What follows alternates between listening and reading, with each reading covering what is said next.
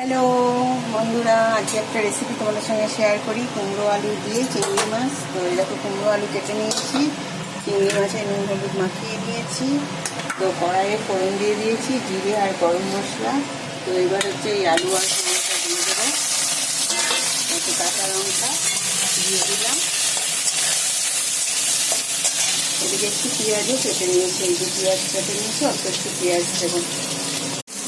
এবার এর মধ্যে এই যে পেঁয়াজ কুচি কেটে গেছে, অল্প পেঁয়াজ দেবো, এটা দিয়ে দিলাম। আর এই চিংড়ি মাছগুলো নুন হলুদ মাখিয়ে রেখেছিলাম, সেটা দিয়ে দিলাম। এবার এটাকে একটু ভালো করে ভাজা ভাজা করবো। দেখো, মশলাটা রেডি করে নিয়েছি। জিরে গুঁড়ো, লঙ্কার গুঁড়ো, একটু আদা আর হলুদ। এদিকে এটা এই দেখো ভালো করে ভাজা ভাজা হয়ে গেছে।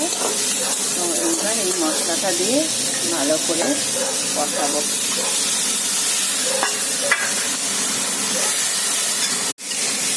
মশলা দিয়ে ভালো করে কষানো হয়ে গেছে। এবার অল্প জল দিয়ে দেবো।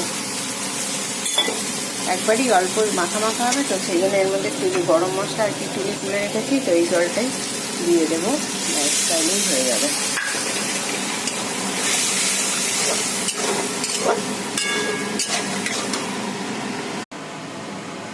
কমপ্লিট আমার কুমড়ো আলু চিংড়ি দিয়ে রসা। It's look awesome.